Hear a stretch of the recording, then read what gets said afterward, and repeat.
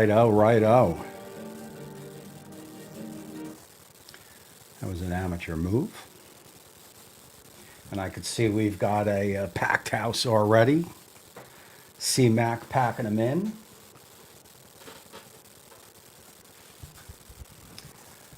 Let me go through a couple of these. I'm guessing you guys can hear me.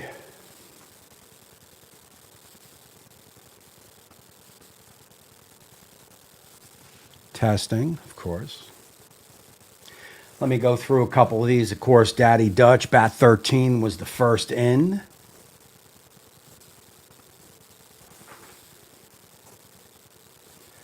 There we go. And Daddy Dutch, Kent, Computer Chris, I do believe that's the first time you're in the house. James Bearden. Of course, we got Cmac Cooks on standby. I'll bring him on in a second. He is a comp cook, so if you've got some questions, definitely line him up. And a Instagrammer. Oklahoma is in the house. Anthony, it is good to see you. My man Judge Webb, Scotty Backyard Barbecue, good to see you. Barbecue Mama G, it is always good to see you. And we've got a Facebook user saying hi, not sure who that is.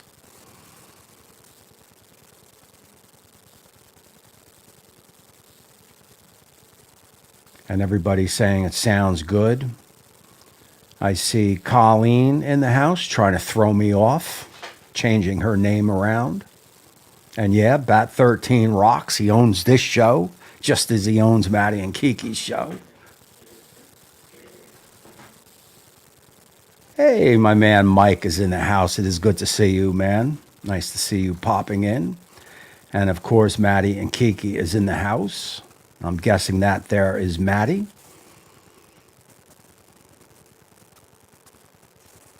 And we will bring Cmac on right now. So if you've got questions, line them up. Now, I don't know everything about Cmac, so I'll also learn, but let's bring them in. What is shaking? What's up, brother? How you doing, man? You know what? I'm just sitting here on a beautiful, chilly Sunday night in New England. I got my little Yeti, and I'm drinking some chicken cock. All right? There you go, man. That's always a good thing. Starting off the show. Now, just to fill people in, when I went out to Connecticut, we hooked up with Cmac, and he's a big dude, man. I don't know if people know this, but I want to show you how big this dude is. Uh-oh, you got the comparison pic? Yeah, I got this is a well-prepared show. I feel you, baby. There you go. Who are those little people? Yeah, exactly. So C-Mac's a big dude. I mean, I'm 6 foot. So what are you, 6'4"? 6'10". 6'10". Although, Tommy, you know, as elders. Oh, shit. Oh. Go ahead. I got you. Oh. As elder statesmen as you and I are, I'm heading that way. I'm heading down these days. So, you know, might be 6'9" and a half, 6'9", but yeah, 6'10" is what I go with. So you're shrinking a little bit. Yeah, you there know you what? go. I'm shrinking. I'm going down this way, and I'm going out this way. Yeah, I hear that, man. It's tough. Not a good look. It's tough. I'm going to actually be out there in at the end of January. Out in New England? Yeah, and back to Mohegan Sun. For January, is that the food and wine? Correct. I was thinking about going out there, actually. Are you doing something at it, or just visiting? Or well, they're going to be, when I say them, Maddie and Keek will be actually working out there.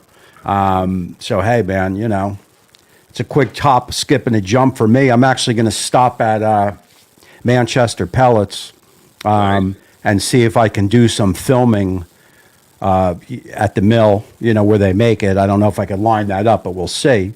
You know, and then I'll shoot on over to Mohegan and hang out. They see you guys out there. If I do that again, I'm just going to get a room. How far are you away from there? What was it? About 2.5 hours, I think. Oh, yeah, that's not bad. You know what? It's funny. This summer, seems to be. God, I was in Connecticut an awful lot. In fact, I was just down there like 2 weeks ago. Well, maybe it was not this last week. It was a week ago. Your audio was cutting out a little bit. Say that again.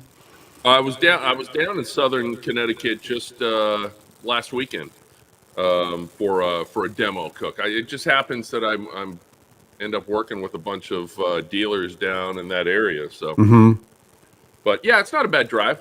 Yeah. I mean, I'm about like 4.5 hours. Yeah. That's a hop, skip, and a jump. Well, if I remember right, you got a room last time, right? Correct. Yeah, yeah. Yeah. It's a It's little be a long pricey, but day.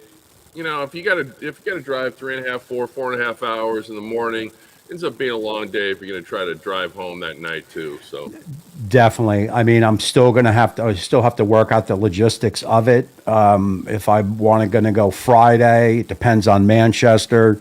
Friday nights and Saturday night, or just go Saturday. Still have to work through all that stuff there. yeah, because I think it's either 3 or 4 day event, right? It's either Thursday through Sunday or Friday through It Sunday. is. It is. I was actually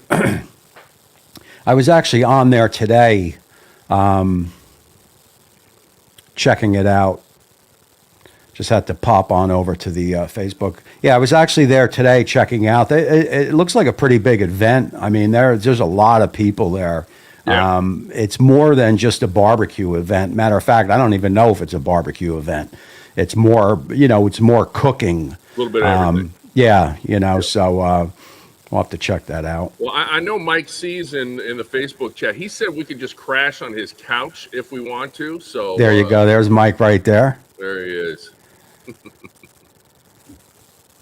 Just going through some of these people. So as I go down the list here, you're a comp cook, correct? Well, I'm a little bit of everything. I mean, we started me and a few of my boys. We started doing some KCBS, some NEBS, which is New England Barbecue Society, and SCA State Cooks. 2 or 3 years ago, and we've had a blast with it. But we're not on the circuit like some of these teams, right? So I probably got the most time on my hands to do stuff like that. And it's trying to get a 3-4 man team together that some of them got young kids and all that. So we end up doing maybe I don't know, 2 to 4 kind of KCBS or NEBS events every summer. So it's not a lot, but it's fun. I probably do more pop-ups and demos, which is kind of my sweet spot. I mean, Tommy, to be honest with you, the comp stuff is fun because we've gotten to know a lot of these other teams, right? And so the people part of it is always a lot of fun for me. The only time I cook KCBS worthy food, I don't know if it's even worthy food, but KCBS food is at KCBS comps because I'm not cooking that way in my backyard. I'm not cooking that way in my pop-ups and everything. And frankly, maybe with the exception of chicken thighs that are just smothered in butter, I don't even like the taste of most of the comp stuff. It's just a different world. And when you only do a couple of comps or a few comps per summer, it's it's tough because you're trying to figure out, you're trying to tweak little things, but you're going up against guys that the Billy Gillespies and all these other guys that are on the circuit, and they just got it down. Their flavor profiles, their timing. I mean, as we're running around with chickens with our heads cut off, we're looking at Billy over there, and he's sitting in his chair just sipping on a beer because everything's all dialed in, and it's the same thing every comp. Those guys are a blast. See Matt Pereira in the chat. He knows. He's a great comp guy. But frankly, I just really love the people part of it. Both kind of getting to know the other teams and competitors.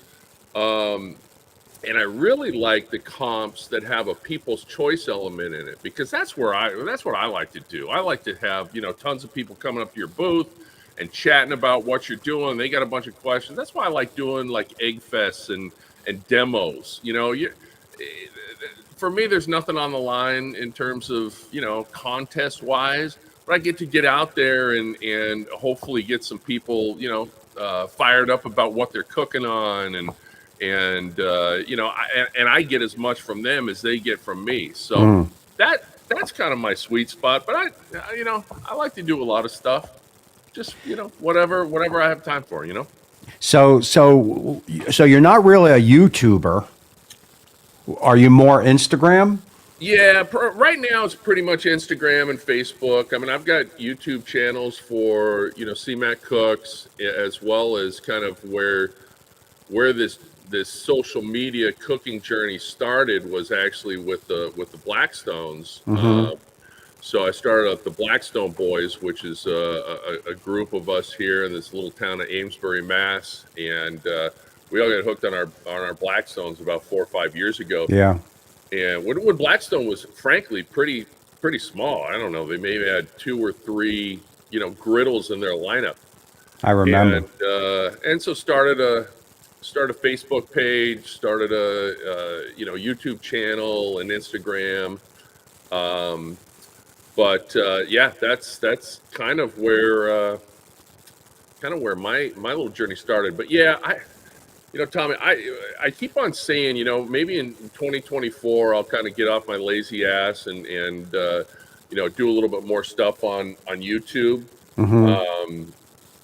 But I don't know. Instagram has kind of been my sweet spot. I just, listen, I just have fun with it. Yeah. And you're retired, right? I am. I was fortunate enough to retire early from a career at AT&T. I used to manage call centers around the world. So I retired right actually on Halloween Day in 2020. So right in Look at you. Right in the pandemic. But yeah. Yeah, so, I mean, I can't even blame it, my laziness, Tommy, on I'm just so busy because, I think the last 2 days, we were talking about this in the green room. I think the last 2 days have been the laziest days that I've had in a long time. I don't think I've even gone out of the house the last 2 days. So now is that a funk or is that all planned? A little bit of both. Yeah. We host Halloween. We host Thanksgiving. And had my wife's family over, and it was a busy busy Thursday. We had out at the 100th annual Amesbury versus Newburyport High School football game. So went out there in the morning. I had the turkey on the eggs, and cooked the rest of the day. And so Friday I actually felt pretty good. I think I had a little my hangover took a 24-hour rest and kind of kicked in, I think, on Saturday. So I've done a lot of nothing the last 2 days, but we've got some more events and stuff. Busy week coming up. So yeah. Now, I forget who the comp cook. I know there's a couple of them in the chat that I met out there. Mike C was there, you obviously, and I think there may be one more in here. And I forget which one was it that lost because he was like a second too late. I forget. Queen. What was the one? See Queen or Live Queen or Live. Oh no, I know. Yeah. Live to Die, or what was your boy? Live Free. What is it? What's it? Live Free and Die Q, or whatever. That's yeah. You're right. I forgot about that. He was having a good day up until his name's Brandon. He's having a good day up until that, and they don't, even over at Mohegan Sun, they don't mess around. If you're it's crazy. I mean, there was a couple little events here in Jersey. small stuff. One was a chili, another was ribs, and a couple of people reached out. One was at the VFW or something like that, and a couple of people reached out, and I just declined. And I don't think that's pressure type thing at my age is where I want to be. I don't think it's anything. Maybe if I was younger, the hustle and the, making sure everything is perfect and this, that, and the other. But I don't know. I give those guys a lot of credit, man. I was watching those guys. It was fun because I didn't know what to expect. So it was fun being back there. And of course, you took us around. We met some of the people, and just to watch how they worked, and all the pits. It was definitely fun, but you got to be a certain cat to deal with all that stuff for sure. I mean, it's cutthroat, man. I could see some of it being cutthroat for sure. I'm surprised there's not more brawls at these things between the comp cookers. And who knows? Maybe there are. I've seen really nothing but love. Yeah, well, that's what I saw. It's really, that's the thing that impressed me the most. And Matt and Johnny Maggs are both saying, live, Q or die is Brandon's team. But, there you go. The thing I'm telling you, Tommy, the thing that impressed me the most, our very first comp that we did, we knew a couple of people out there, but very few. And, everybody, you hear about people shigging, right? And that's basically when you're, looking at, in somebody else's tent to see what they're doing. I found almost the entire teams out there so willing to help. I mean, one gal let me watch her. So I was in charge of the pork butts. I was doing pulled pork. Mm-hmm. And she let me, the night before, she let me watch her prep her butts, her money muscles, all of that and stuff. Took me through it. And bear in mind, I've been, practicing a little bit and watching a crap load of YouTube videos on comp stuff. And but to have somebody, a team that you're quote unquote competing against, and she probably looked at us and said, well, we're not really competing against them, which is probably true. But to allow me for an hour just to kind of watch her prep her butts like that was super cool. Didn't know me from Adam. The only the only tough part of it was then when it was time for us to get over in our tent and prep. I'm sitting there prepping my butt, and all of a sudden Billy Gillespie, world champion barbecuer, multiple cookbooks, comes walking over and he's talking to Greg and the guys on the team. And he just starts watching, what I'm doing, and I'm sitting there saying, "Oh Jesus, this is." I mean, on one hand, he was being super helpful, right? But you talk about pressure, having this guy again that knows. Teaches classes on comp and is won, world champions, and he's looking over my shoulder, and not to critique me or anything else. And frankly, he was quiet most of the time. I asked him some questions, and he was more than willing to help me. But that kind of freaked me out a little bit. It's like if you're a quarterback and you got Joe Montana or something, kind of watching you practice and like, oh. But anyway, back to the point was. These teams are so great, so helpful. There's a ton of camaraderie because they see them every weekend, right? And I'm sure there's, I'm sure there's some teams that may butt heads. I don't see it, but that part of it I really, really enjoyed. I wonder if it's more cutthroat in in maybe South Texas, down, where I don't know.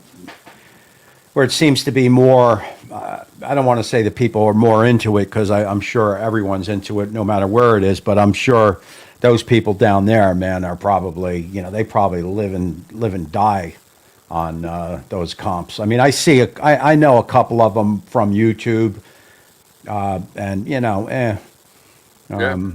I wonder if it's a little different down there.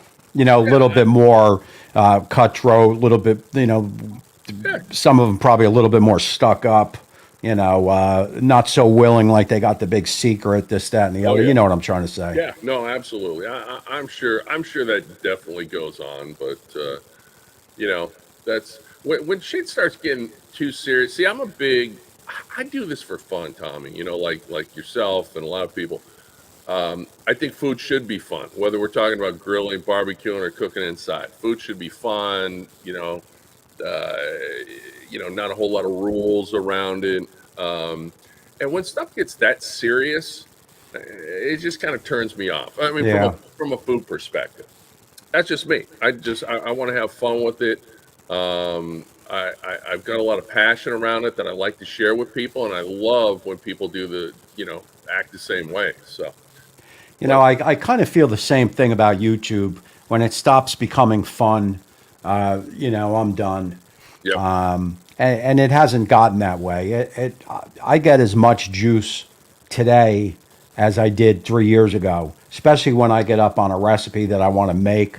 But, hardly ever, if ever, do I have to say, you know, uh, I got to cook tomorrow, this, that. Matter of fact, it's more the opposite. It's more like I got to edit tomorrow. I got to sit at the desk. I mean, who can I talk to? I start texting, people, CJ, people that I text, because I'm sitting here bored. So the cooking part of it, man, I love the cooking part of it, man. yep. I never get tired. I made up some desserts for Thanksgiving, some caramels and some whatever. And man, that was fun. I miss baking. I love to cook. So I'm still getting a lot of juice from YouTube. I'm still digging the whole Yeah. thing for sure.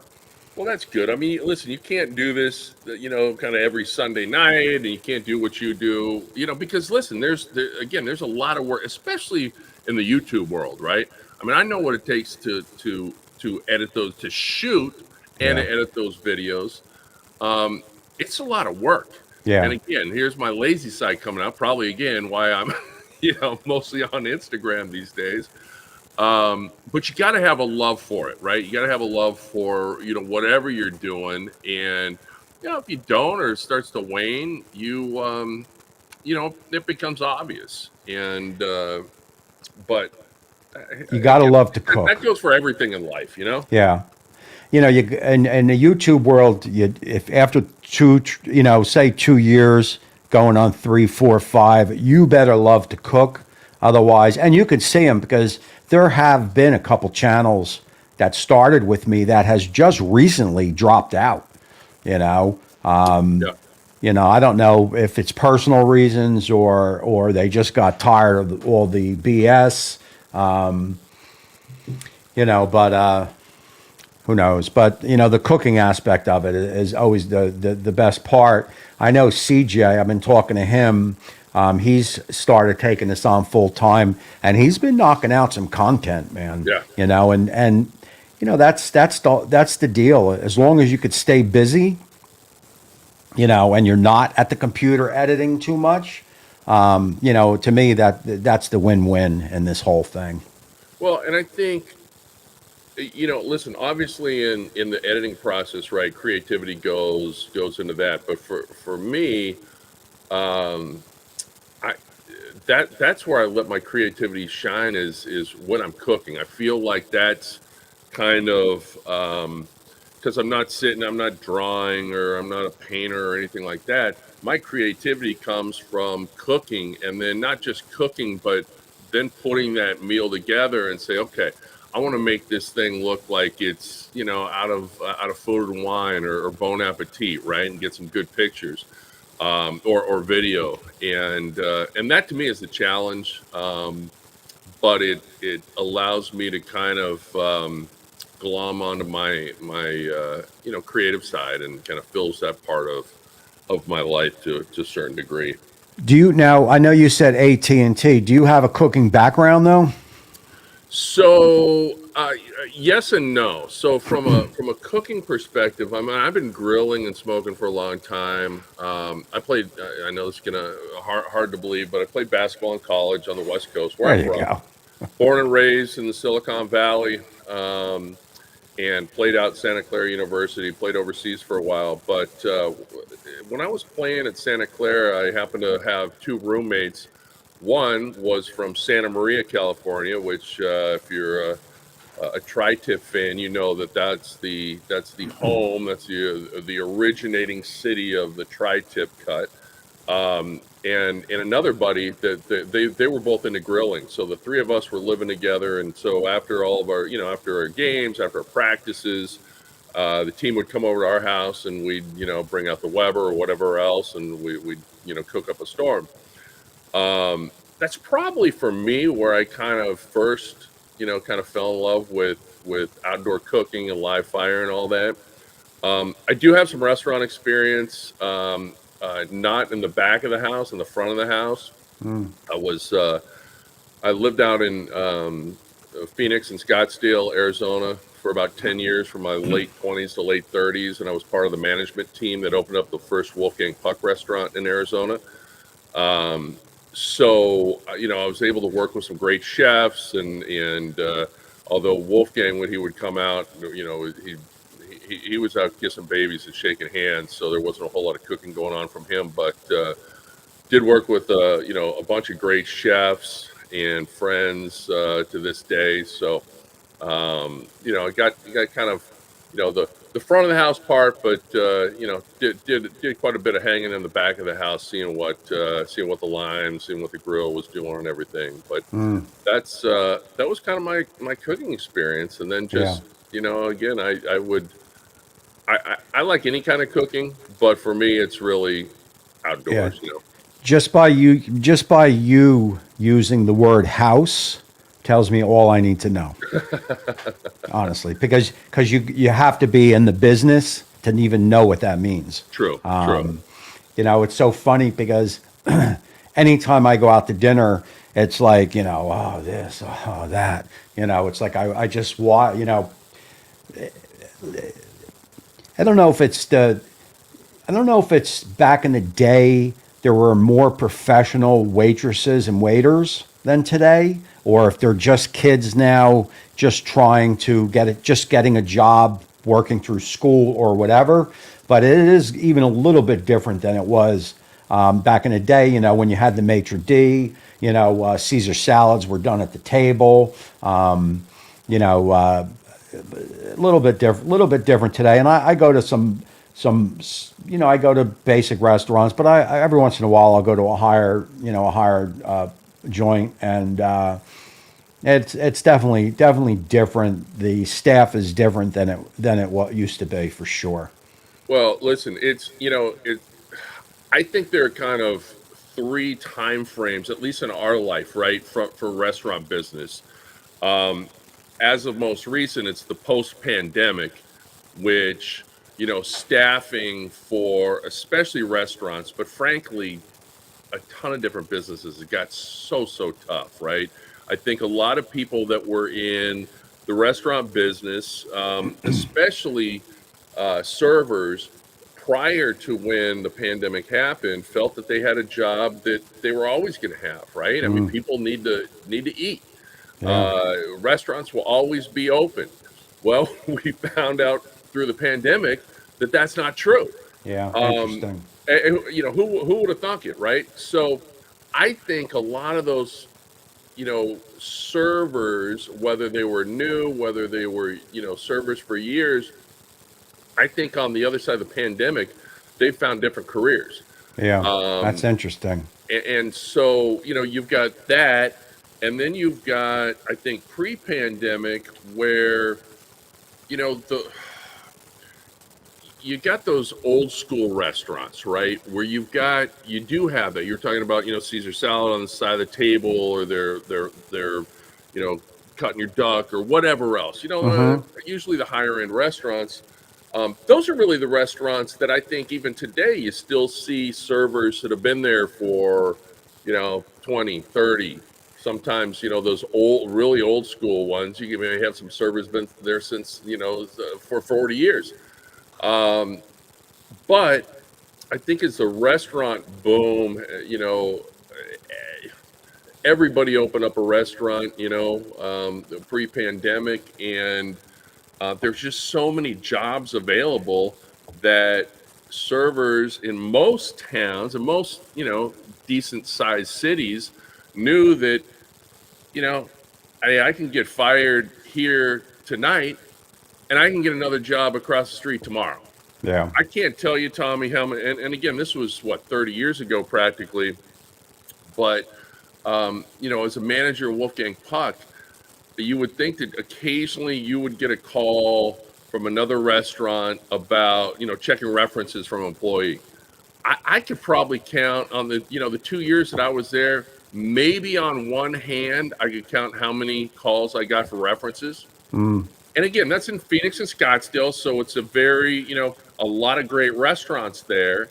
And again, people knew that, hey, if my manager pisses me off or I don't like something, I can leave here and I can literally have another job at a pretty damn good restaurant the next day. Yeah. And chance of them, calling for a reference is low. So Yeah. just It's funny. It's funny you bring that up. To my, I've never looked for a job. I've never looked for a job. Maybe when I was, in my teen years, but and that would be leaving my mother's restaurant. I think I worked at a bakery, odds Hess gas station when I was 15, 16. But then back at the restaurant, from the restaurant, I started doing flooring with my friend. Then I started working the flooring by myself. Then back to the restaurant, then moved to Atlanta and worked for my old man there. Then came back to the flooring, and then to the YouTube. So I've been pretty lucky, man. I've been Yeah. pretty lucky. I know, I know a couple people looking for a job, and it's completely different now. You don't even go in. It's all done online, and Yeah. they'll ask the question, college, and if you put 0, you're just kicked right out of the applicant right Yeah. there. It's completely different than it was, Well, and back in the tough, and day. it's tough like that. And thank God I don't, we don't have to go through that, but it's tough because then a lot of people may have a great personality that maybe doesn't show up on an application, right? And so if you're already excluding people because of no college or whatever else, and I get it, there are absolutely careers and jobs that you got to have that stuff. Yeah. But if you don't, and you're excluding people just because they didn't check this box or this box, you may be missing out on some great people that can bring some personality, some loyalty to your business. So Yeah. yeah, I'm with you too. It's it's for me, as much as it was so nerve wracking, right? The face to face interviews. I always felt that I had a better chance in a face to face interview than just taking a look at my resume. And my resume Yeah. wasn't bad, Yeah. but I have no resume. yeah, yeah, Yeah, it's crazy. I mean, I'm with you though. I feel, if I could walk into any restaurant and get a job, even today, whether in the kitchen, in the front, in the back, because it's once you do it, you just never forget it. I mean, Yeah. I guess it would be like a comp cook, unless the rules have changed. Once you're a comp cook for a couple of years and then you drop out when you go back, if it's in you, it's in you. Yeah. And I feel that's the same way with the restaurant. Man, I can remember back in the day with 100, maybe 30, 40 dupes in front of me, and 20 burners lit behind me with, That's right. Where are the Scampi's, weeds? Marcella, picadas, and just working them all, and it's like, it was so fun. That's why, I don't think I know a chef that didn't drink. Oh, yeah.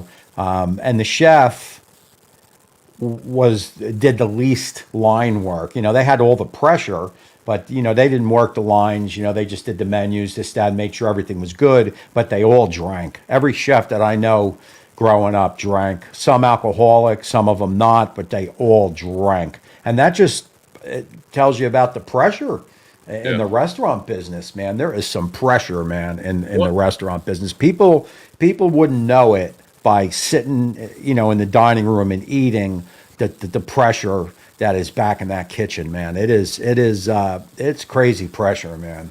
Yeah, listen, I tell people two things that I think that kids growing up should have to do before they kind of get out into the workforce. So number one, I think everybody should have the opportunity to live overseas somewhere as they're going through, high school or college or whatever, and not only to be able to experience a different culture, but to really figure out how good generally we have it here, right? Yeah, Um, the second thing, to your point, in terms, the restaurant business is a hard living hard. business, man. So and it ain't just the head chef. No. It's so what do? You bust your ass on your feet for an 8-10 hour shift or whatever. You got, you're sweating, you're running dishes, or, whether you're front of the house, back of the house.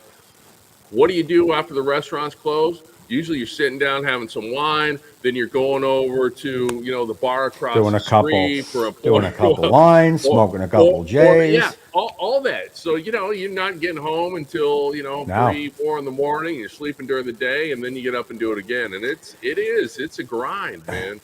I'll tell you the one of the biggest changes in today than before is there's a lot of corporate houses now that own a blanket of restaurants, and they can eat up the slow times where the mom and pop places just go out of business. It is very hard. A couple of people have asked me over the months or years, why don't I get back in the restaurant, or you should open a food truck, or you should open up a small restaurant. And man, I got no interest in that because first of all, it's 15+ hour days. And That's a young the man's game, brother. the corporate houses, TGIF Fridays, the Outback Steakhouses, the you know them all. I mean, Yep, they'll, yep. they'll eat up a mom and pop restaurant. You cannot compete with them because you don't have the money that they have to throw at it when you're slow. Yeah. And No, especially with food prices, steaks. In my mother's restaurant, man, we used to get like a half a cow, and yeah. the chef would cut it up. And didn't even like that anymore. A lot of these restaurants, all the shit comes in frozen now. I remember we used to get the big legs of veal, and the chef would get the shanks, would cut it, cut all the for the scallopini, this, that, and the other. I don't think it's like that neither. I think everything comes in more or less frozen, unless you're top of the line steakhouse in the city or something, or scattered around town. Most of the stuff is just frozen now. Yeah, it's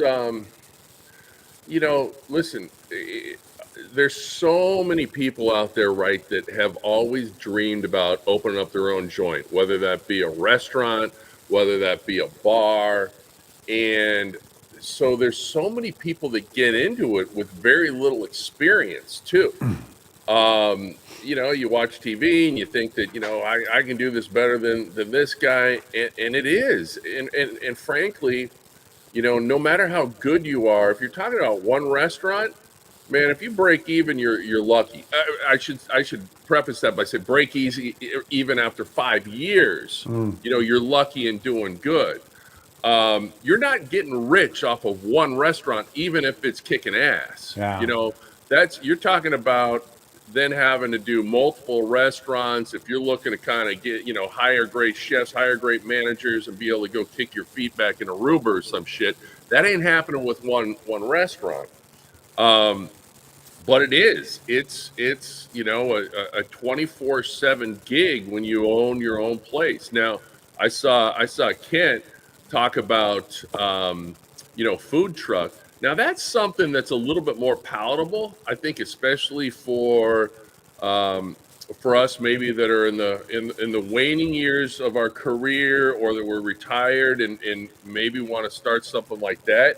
I think that's a viable option. Not that it's any less work necessarily, um, but you see a lot of people that have done damn good, and taken their skills over to food trucks, and I still think that's that I hesitate to use the word trend. I think it was a trend 10 years ago. Yeah. But I know all the breweries here in town. We got 4 breweries. None of them have kitchens, and they all have, at least twice, if not 3 times a week, they all have a food truck parked down front. Yeah. No kidding. Wow. And they're hard to book too Yeah. because they're booking out, 3, 4, 5 months.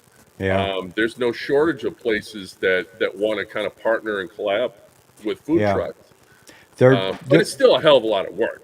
Yeah, I mean, and besides the work, I can't even imagine the money that you probably have to pay to Board of Health and just the government in general, taxes, whatever Sure. comes from running a truck, insurances, liability. God forbid somebody gets sick.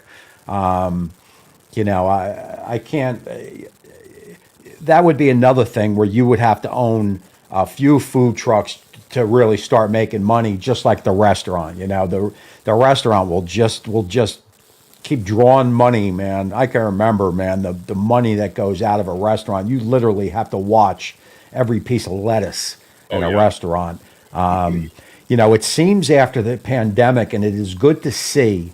I have to tell you, it is good to see that restaurants have cut back on just throwing a bunch of food on a plate where you're just taking doggy bags home because Right. there's so much food. I went to a restaurant, I remember it was an Italian restaurant, and I ordered, I forget, like a scampi or whatever I ordered, but it was just swimming in sauce. I mean, it was like, come on, guys, man, you got to be able to do better than, I'm telling you, swimming in sauce. It was Yeah. covered in sauce. And it's like, you got to do better than that. It's amazing. Some people who have money own restaurants and they have no idea what they're doing. No. It's probably just a dream of theirs. They really don't know what they're Yeah. doing. And when you walk in, it just completely, you can see it. Oh yeah, yeah. It's again. We had. I'm not going to name names, but we had one here. This guy had pretty deep pockets. He wanted to open up a restaurant. Never been in the restaurant business before. Hired some people that he thought were good. The menu was, it lasted about a year and a half. So you got to know what you're doing. I think Definitely. as an owner, right? Because everything flows down. If you if you restaurant business is tough. The trust word is tough, right? Because man, you can lose your pants in the bar, you can lose your pants in the kitchen, Yeah. um, and it's your money. Yeah. So if people aren't really tied, if you're not tied in, and your people aren't tied in, if you're not managing, like you said, every penny, Yeah. it's you ain't gonna be around. You're gonna take that $1 million investment, and it's gonna cost you 5 million. Because, again, you'll get eaten up by the corporate houses. They'll just eat you Yeah, up. I mean, yeah, there's TGI Fridays are still around here. I don't even know how they stay open. There's hardly ever anybody in there, and it's just corporate money that just backs them. They probably sure. just take it for a loss. But a Facebook user wants to know, where did you play college basketball? So I played at Santa Clara University on the West Coast. You guys might know a guy named Steve Nash. He Yeah. played about 5 years after me. Hmm. Unfortunately, we don't have too many big names that you might know from Santa Clara.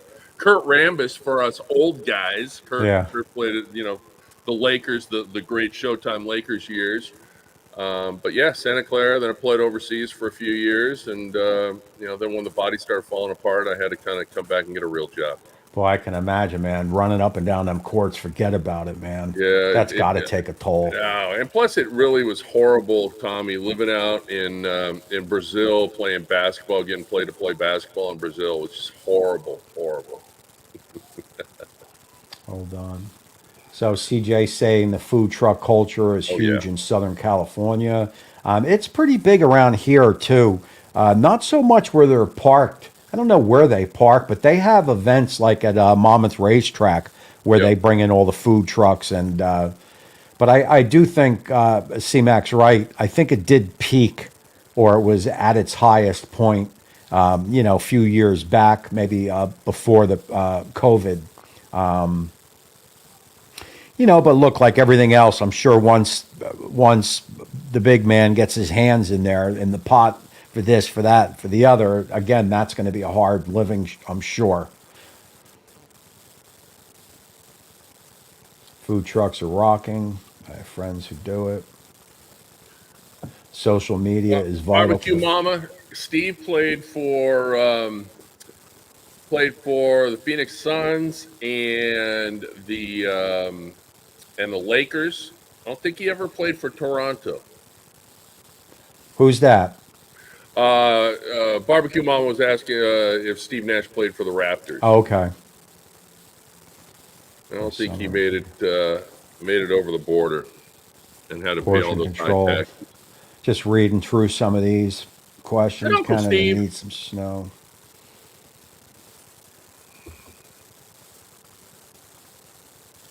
Pants in the bar. And of course, CJ, man, I've lost my pants in the bar a few times. There you go. Was that the type bar where you give them up, they hang them on the wall?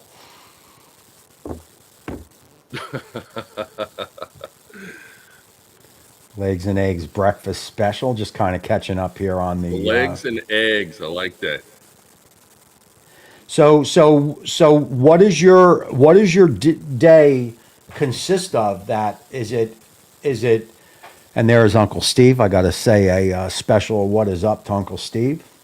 So CMAC, what does your day consist of? Since you don't have a YouTube channel, do you just cook and you'll post pictures on Instagram?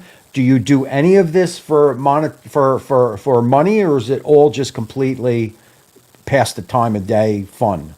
Yeah, so Tommy, right now, so I'll kind of take you back to 2020. Even though that I kind of started, we were doing the Blackstone Boys stuff a little bit.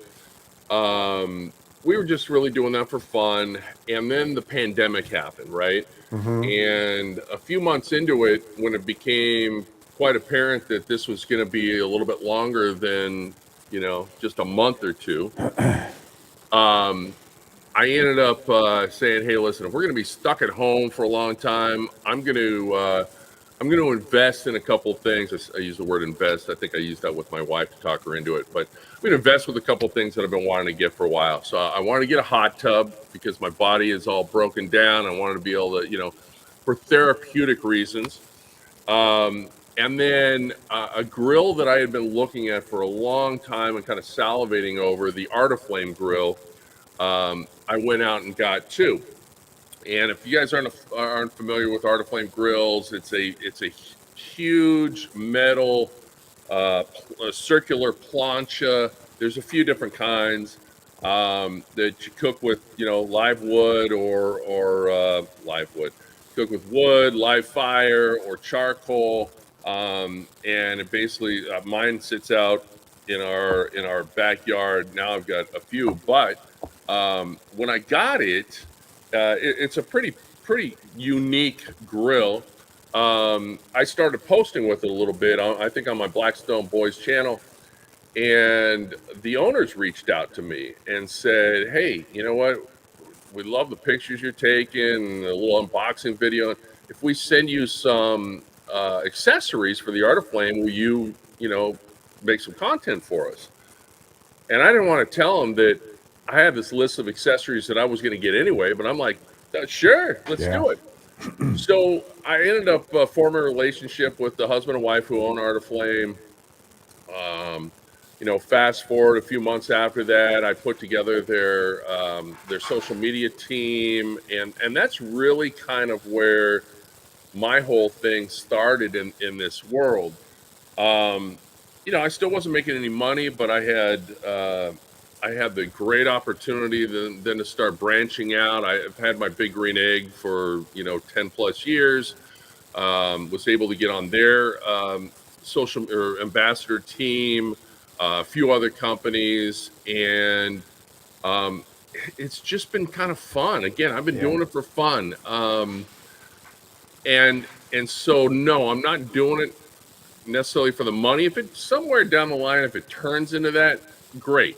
But right now, the most important thing that my time on social media has gotten me, and the opportunities that I've had to kind of get my name out there, is I do a lot of events, some cooking events, some other events.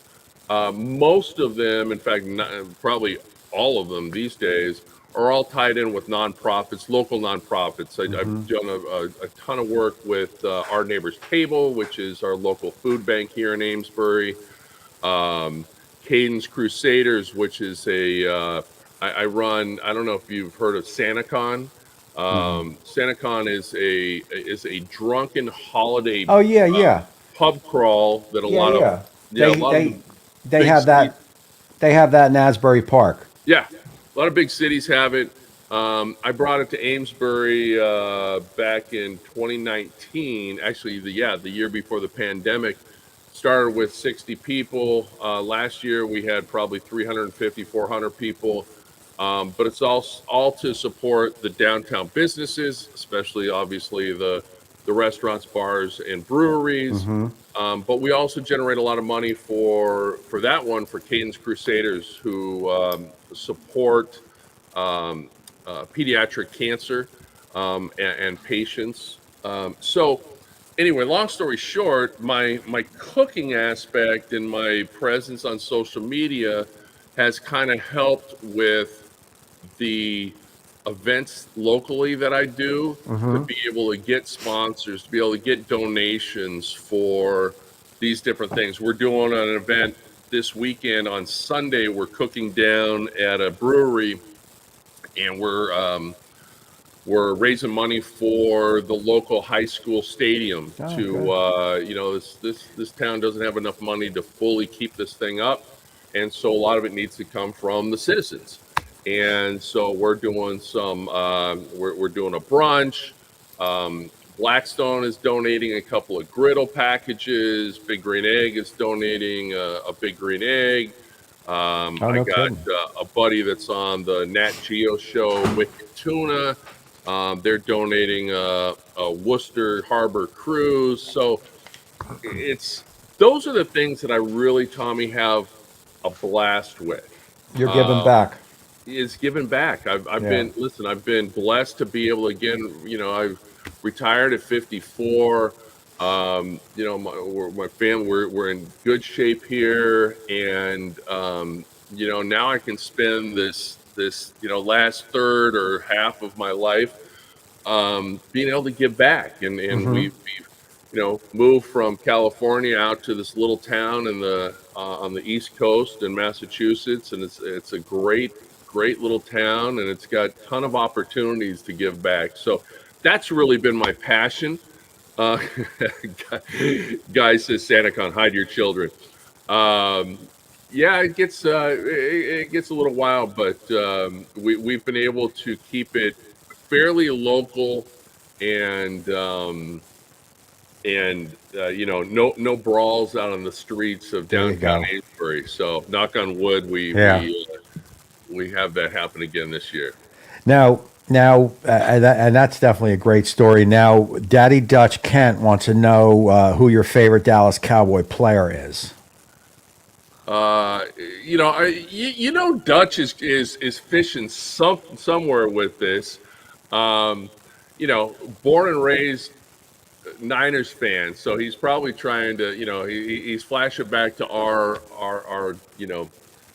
that was our big rivalry back when I was growing up, of course, with the Montana Rice, Ronnie Lott era. But Dutch, I don't have one, man. I You don't know, have. it's with my mom's restaurant, a lot of celebrities back in the day, Lucille Ball, Joe Frazier, Flip Wilson, Greg Allman, who she actually threw out because he was dressed like Greg Allman dresses, and that wasn't going to fly. Probably But high as hell. but Drew Pearson stopped in there, Okay. and I was quite young when I met him, so I've been a Cowboy fan ever since. Not so much as you get a little later in life, I think those things become a little less important. At least for me, they do, because you live and die. I lost a Harley to a bookie back in the day, so you live and die. I lived and died with that Sunday football. Yeah, I yeah, used I to know gamble. you were deep into that. Yeah, I used to gamble, this, that, and the other. Got in a little too heavy with everything else I was doing. So my daughter loves football now, and that's good to see. She's a big Cowboy fan. But anyway, Maddie and Kiki, I do appreciate that super chat. They're the chicken cock going down. I shouldn't have said that. I don't even know where that came Well, from hey, with that bottle hey. up. And please keep those awesome interviews coming. Hot Tommy, amazing work. Cmac, and I do believe Josh and Babe are going to be on next week. We will see. Nice. But let me see here. Uncle Steve not dropping clues, but Oh, tomorrow is my 60th birthday. There you go, man. Well, you're looking mighty fine there, man. You are looking mighty fine, and Uncle happy Steve birthday, doesn't Uncle look Steve. Uncle Steve doesn't look a day over 59. I'm Look at that telling you, guy. man. I'm Well, telling you. And listen. welcome to the club, oh, by the way. By the way, I know we listen. We all love Uncle Steve. If you don't love Uncle Steve, you got something wrong with you. But I got to give a shout out. Talking about events, I'm going to give another plug. I've been doing a backyard barbecue comp. It's called Cmac's Riverfest Oh, barbecue comp. I've been doing it now. This last fall was my 19th year. And the two, so we obviously started back in California, but the last 2 years, Uncle Steve has been gracious enough to do some custom labeling. I know he's done some from you too, Tommy, but listen, the guy is just so generous, and frankly, and I'm not just saying this to say it, he does have my number one all time favorite rub, the Gator Shake. I mean, yeah. My daughters, too. love that stuff. So, But such a great guy. so here's my take on Uncle Steve. So, in this game here of YouTube, a lot of people want to get in close with the influencers. I mean, I get the emails all the time, this, that, and through the years, you weed them out as far as just people that are using the channel. They don't really do anything for you. This, and I have to tell you, when I first got into this game and Uncle Steve was around, I didn't quite know what to make of it because I guess being from Jersey, my guard is always up. He would send me some stuff that was cool. I would use it. I would love it. And, as the months, as the years have gone by, you come to realize it isn't even about with him. It is not even about his rubs. They are just what he does. He's really more about. I mean, I see him open his home to anybody. In the barbecue community. So with him, it's more about. He never ever pressured me or anybody to use his stuff, which is completely different because. I mean, I got Dell Strong emailing me. I mean, I got other companies emailing me. With him, it's, hey, whatever you need, let me know. And that's the end of it, and he always comes through. So I know the girls throw around the friendship a lot, which is all true, but he is the total epitome, if that is even a friggin' word. He is the number one friend of all the shows. I mean, he's there for the new shows, I mean, I don't want to sound kissy, but it is just what it is. Uncle Steve's definitely the real deal for sure. Listen. It's just in this world it can be a little shaky sometimes. He's authentic.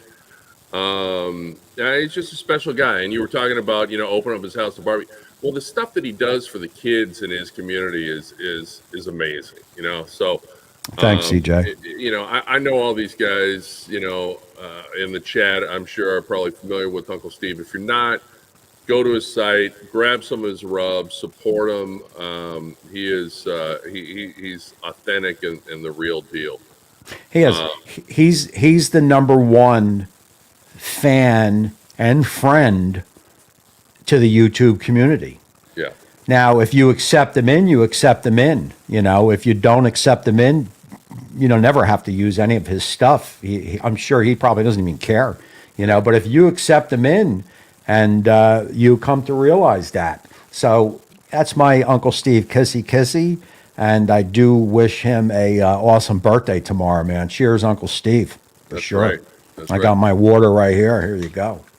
All right, so now the Uncle Steve Love Fest. Let's flip because I see you got CJ's comment up there. So I got to explain that comment, Tommy. Yeah, I'm sure that has something to do with CJ's old live show, maybe. Oh yes, it does. Yeah, I'm sure. So so CJ had me on one time, right?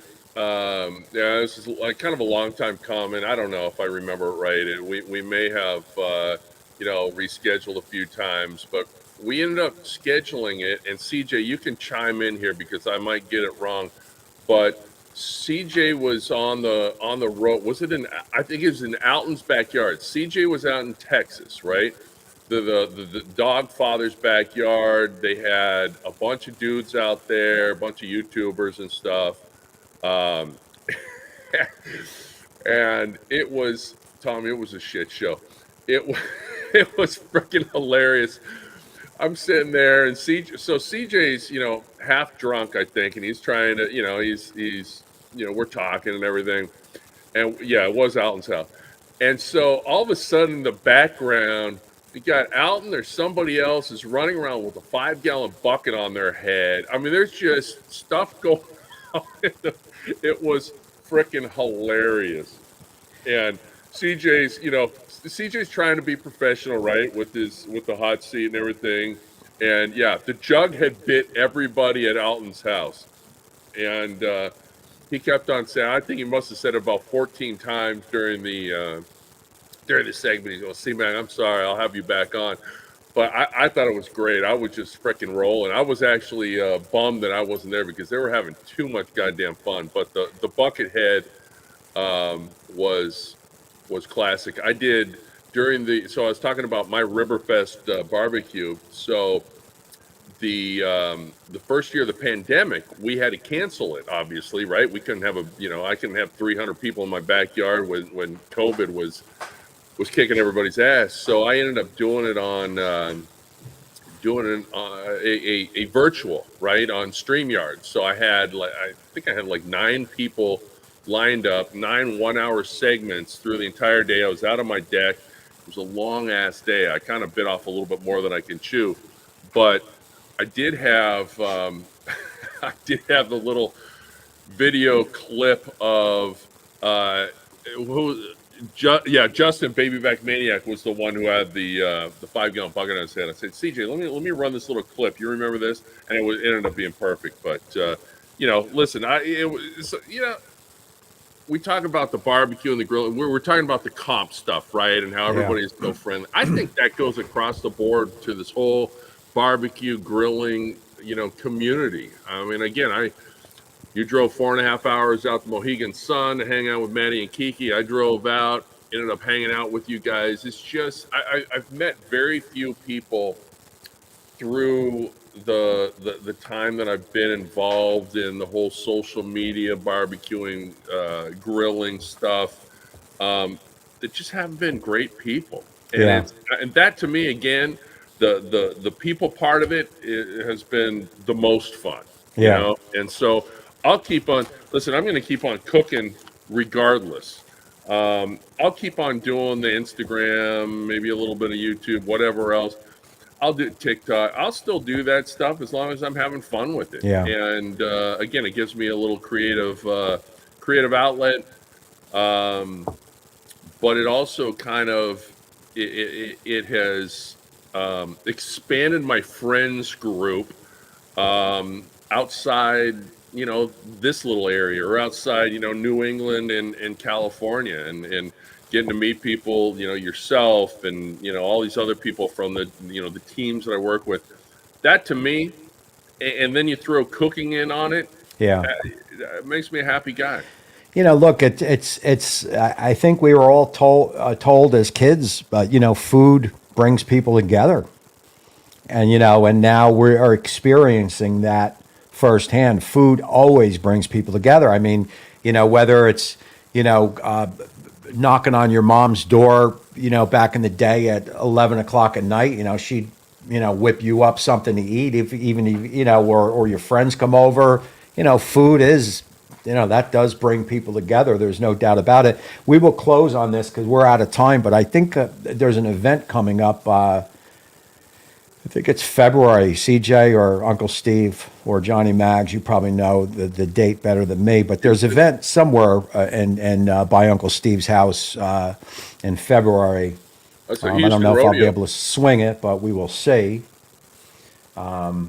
Yes, So- the Houston rodeo and barbecue event. I've promised that I was going to get out there one of these years, and I owe Uncle Steve. But I know Mags has been out there, and my boy Greg, the Giorgio, the barbecue broker, has been out there. Yeah. A lot of the guys. That would be a fun one to make. Yeah, it's awfully close for me with Mohegan's Son late January in Manchester, but we'll have to see. Yeah. I would definitely love. I would definitely love to pop in even for a day. 2 days. Yeah. We're gonna have to try to make that work. We will see. But that is Tommy, it, man. Tommy, I may have to get you out here though for again my Riverfest backyard barbecue. Year 20 next year. This is going to be a big one. So may have to get you out here. It's in third week of September, and so we'll talk about that later. Yeah. Keep me. You're just a hop, skip, and a jump. What is that from right. Jersey? About 4 hours? Yeah, probably. Yeah. That's a hop, skip, and a jump. Maddie That's and why. Kiki can come down. We'll get the whole gang down. Yeah, that's why I bought a new truck to drive it around. There you go. So there you go. Look, Hey, man, I that is appreciate it, you man. having We me are, on, brother. we are out of time. I appreciate you popping in, man. No, hey, listen, I've been watching a long time. See, this is good. This is my sweet spot when you have it on at 6:00 Eastern time. Us Eastern, these guys, Johnny Maggs is doing this 8:00 shit now. That's past my bedtime, Maggs. Come on, kick it back. Somebody posted that before. I think maybe it might have been Johnny Maggs. That ain't it past your bedtime. I don't want to sound like whatever. I mean, I can't even say the F word because it's out of play. But back in the day, we would have said, I don't want to sound like a FAG, but I don't think that's politically correct, even though I don't mean Probably it like not, that. probably not. That's just how we threw it around. But I'll be in bed 8:00. What could I Oh, yeah. say? Yeah.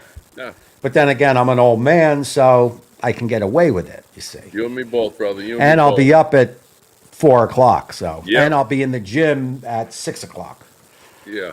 And my day starts from there. There you go. So- I'm the same, but except for the gym part. So Yeah. It's been cool, man. I appreciate it, brother. It's great talking to you. Thanks for everybody for joining. And there's Houston Rodeo, 222 to 224. So it's kind of the end of February. What is that, 222? Yeah. You write that down. Oh, I think I got a pen.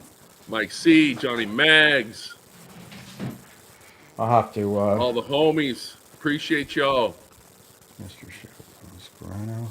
I'm gonna finish this chicken cock and go to bed.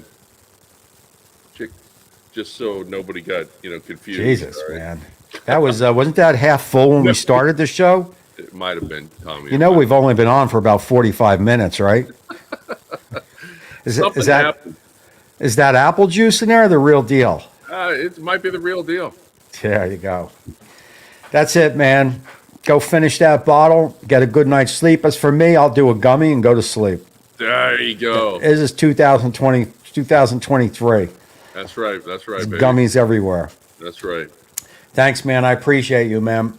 Appreciate you, brother. Have a great We'll night. maybe see you at Mohegan. Do this in Mohegan. Yeah, there you go. Thanks, bro. All right, man. Peace. All right.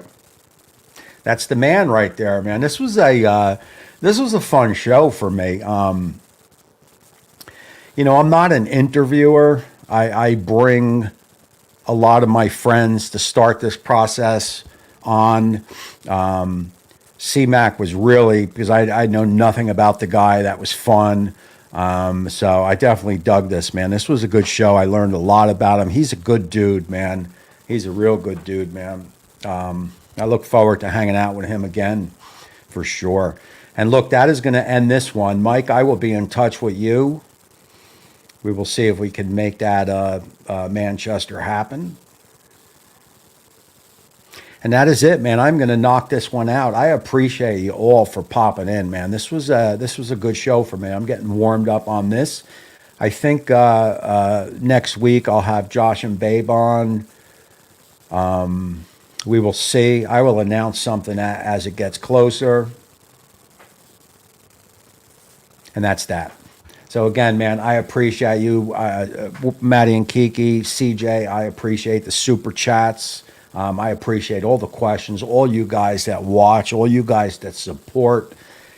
To us influencers, that means everything. I had a lot of old friends come in. Anthony, a couple other ones that I haven't seen in a while. Brian, appreciate you, Guy the Cooking, Sam, Mike C. You know who you are. And that is it, man. I am going to dump out of this. And until next time, we will see you soon.